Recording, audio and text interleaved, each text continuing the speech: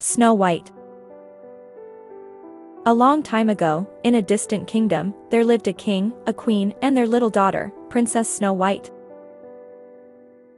Her skin was as white as snow, her lips as red as blood, and her hair as black as ebony.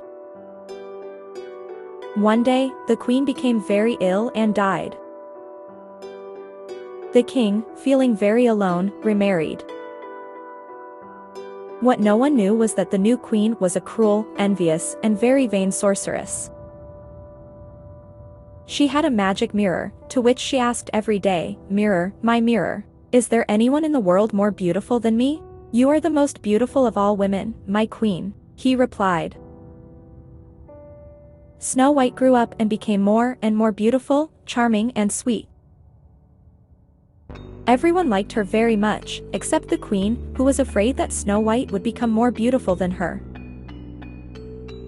After the king died, the queen forced the princess to dress in rags and work on cleaning and tidying the entire castle. Snow White spent every day washing, ironing, and scrubbing, but she didn't complain. She was sweet, polite, and loved by everyone. One day, as usual, the queen asked the mirror, "Mirror, my mirror, is there anyone in the world more beautiful than me?" "Yes, my queen. Snow White is now the most beautiful." Enraged, the queen ordered one of her servants to take Snow White to the forest and kill her, bringing back her heart as proof. But the servant took pity on Snow White and told her to flee towards the forest and never return to the kingdom. It got dark. Snow White wandered through the forest until she found a cabin. She was small and very graceful. It seemed to be inhabited by children, as everything there was small. The house was very messy and dirty, but Snow White washed the dishes and clothes and swept the house. On the top floor of the little house she found 7 beds, one next to the other. The girl was so tired that she gathered up her bed, lay down and slept.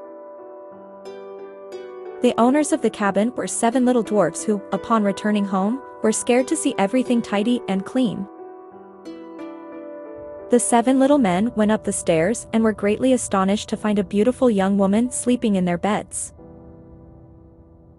Snow White woke up and told her story to the dwarfs, who soon became fond of her and invited her to live with them. The time has passed. One day, the queen decided to consult her mirror again and discovered that the princess was still alive. She was furious. She made a poisonous potion, which she put inside an apple, and transformed herself into a ragged old lady. "One bite of this apple will make Snow White sleep forever," said the witch.